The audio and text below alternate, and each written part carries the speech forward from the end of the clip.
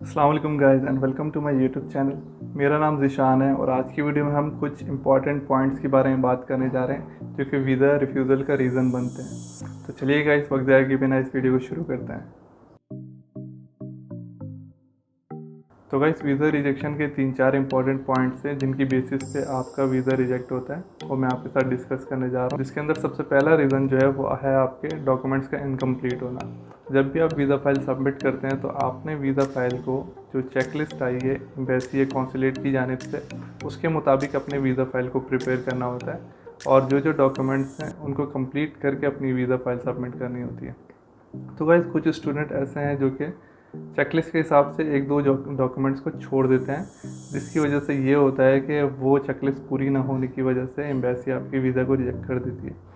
जैसे कि चेकलिस्ट के अंदर मेंशन होता है कि आपने टैक्स रिटर्न सबमिट करवाने, लेकिन कुछ स्टूडेंट्स जो टैक्स पेयर नहीं होते वो विदाउट टैक्स रिटर्न भी अपना वीज़ा फाइल सबमिट करते हैं। तो लास्ट ईयर इसी रीज़न की वजह से काफ़ी वीज़ा रिजेक्ट हुए थे, क्योंकि काफ़ी स्टूडेंट्स ने अपनी स्टेटमेंट तो 25-30 लाख शो करवाई थी, लेकिन अपने टैक्स रिटर्न शो नहीं करवाए थे, जिसकी वजह से उनके वीज़ा रिजेक्ट हुए थे। तो गाइज़, मैं आपको यही सजेशन दूंगा कि आपने अपनी जो वीज़ा फाइल है उसको चेकलिस्ट के हिसाब से तमाम डॉक्यूमेंट्स को कंप्लीट करने के बाद ही सबमिट करना है। आपने जल्दबाजी नहीं करनी, जल्दबाजी में इनकम्प्लीट फाइल को सबमिट नहीं करवाना। और जैसा कि आपको भी मालूम है कि एम्बेसी अभी खुद अपॉइंटमेंट्स दे रही है स्टूडेंट्स को, तो आपको खुद अपॉइंटमेंट भी नहीं लेनी पड़ रही।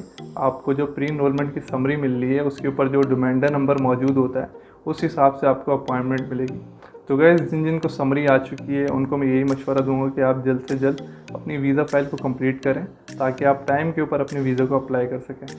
दूसरा मेन इंपॉर्टेंट पॉइंट गाइस आपकी बैंक स्टेटमेंट है, यानी आपके फाइनेंशियल रिसोर्सेज हैं। गाइस, एम्बेसी की जानिब से जो रिक्वायरमेंट है बैंक स्टेटमेंट की, उसके अंदर ये है कि आपका जो बैंक स्टेटमेंट है वो कम से कम 6 महीने की होनी चाहिए, यानी कि आपने अपने 6 महीने की बैंक स्टेटमेंट शो करवानी है। तो ऐसा भी आप कर सकते हैं कि 6 महीने से कम भी दिखा सकते हैं अगर आपने लेट शुरू किया है। जैसे कि कुछ स्टूडेंट 3 महीने की भी दिखाते हैं, 4 महीने की भी दिखाते हैं।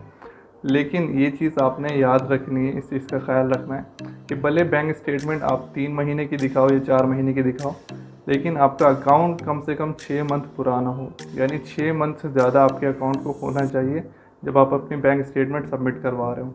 उसके अलावा गाइस, आपके जो बैंक स्टेटमेंट में जो आप पैसा शो करवा रहे हैं, जो फाइनेंशियल एसेट शो करवा रहे हैं, उसका आपके पास लीगल प्रूफ होना चाहिए, यानी कि आपके पास ये पैसा कहाँ से आया उसका आपने प्रूफ शो करवाना है। अगर आप सैलरीड पर्सन हैं तो आपने उसमें अपनी जो सैलरी स्लिप्स हैं, पिछले 6 महीने की सैलरी स्लिप्स भी शो करवानी होती हैं। उसके अलावा अपना जॉब लेटर वगैरह शो करवाना होता है, अपने जहाँ पे जॉब कर रहे हैं उनके लेटर हेड पे कि आप यहाँ पे जॉब कर रहे हैं और इतने टाइम पीरियड से और आपकी इतनी सैलरी है, ये चीज़। और उसके अलावा जो बिज़नेस पर्सन है उन्होंने अपने बिज़नेस की जो रजिस्ट्रेशन के पेपर्स होते हैं, जो लीगल पेपर होते हैं, वो सारी चीज़ें शो करवानी होती हैं।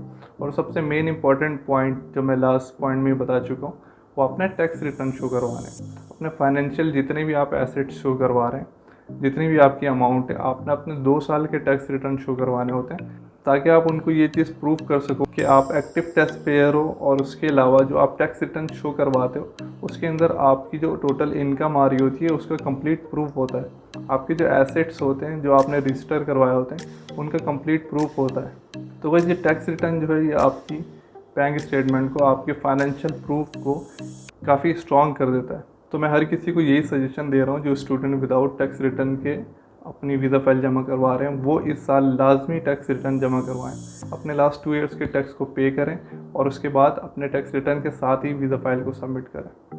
गाइस, थर्ड इंपॉर्टेंट पॉइंट जिसके ऊपर काफ़ी स्टूडेंट तवज्जो नहीं देते वो ये है कि आपका कोर्स रेलेवेंट होना चाहिए, यानी आपकी प्रीवियस जो एजुकेशन है उसकी, आपकी अभी जो आप पढ़ने जा रहे हैं उसके साथ रेलेवेंसी होनी चाहिए। जैसे कि आपने अगर प्रीवियसली बिजनेस एडमिनिस्ट्रेशन किया हुआ है, ये कॉमर्स में किया हुआ है, कॉमर्स से रिलेटेड कोई भी फील्ड है, तो फर्दर फील्ड भी आपकी कॉमर्स से रिलेटेड होनी चाहिए।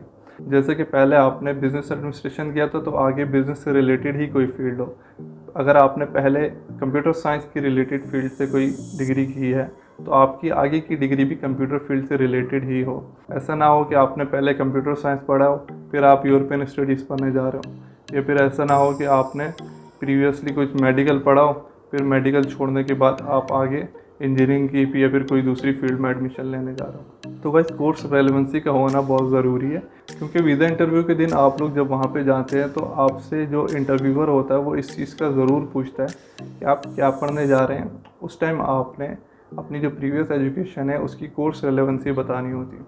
और काफ़ी स्टूडेंट ऐसे भी होते हैं यहाँ पे जो सिर्फ बाहर जाने के लिए वीज़ा अप्लाई करते हैं, उनका मकसद सिर्फ बाहर जाना होता है, तो उनको मालूम ही नहीं होता कि वो आगे क्या पढ़ने जा रहे हैं। तो इस चीज़ का ख्याल रखना है गाइज, आपने जो कुछ पढ़ने जा रहे हो फर्दर मज़ीद आगे मास्टर्स के लिए, बैचलर्स के लिए, उसकी कोर्स रेलेवेंसी आपने बतानी है उनको। इस चीज़ का माइंड में रखना है कि आपने किस तरीके से अपनी कोर्स की रेलेवेंसी को मेंटेन करना है और किस तरह से कन्विंस करना है कि आप एक जेन्युइन स्टूडेंट हो, क्योंकि एम्बेसी आपको इसी बेस पे वीज़ा देती है जब आप उनको जेन्युइन स्टूडेंट लगते हो। तो आपने इस चीज़ का ख्याल रखना है कि आपने उनको कन्विंस करना है कि आप जेन्युइन स्टूडेंट ही हो। लास्ट पॉइंट गाइस जिस पे काफ़ी लोग फोकस नहीं करते वो पॉइंट है आपका आईएलटीएस।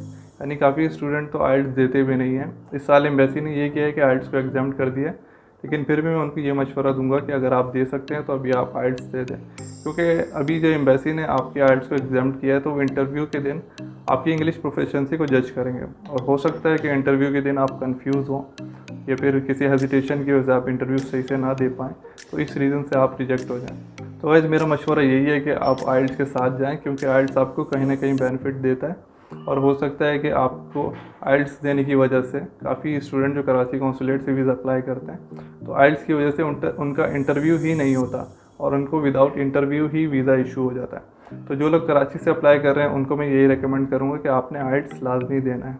तो गाइस ये कुछ इंपॉर्टेंट पॉइंट्स थे जिनके बारे में मैं आपसे डिस्कस करना चाह रहा था कि वीज़ा रिफ्यूज़ल के रीजंस भी बन सकते हैं, तो आपने इन पॉइंट्स का काफ़ी ख्याल रखना है। तो गाइस आज की वीडियो में इतना ही, फिर मिलते हैं किसी और वीडियो में मज़ीद इन्फॉर्मेशन के साथ। तब तक के लिए अल्लाह हाफिज़।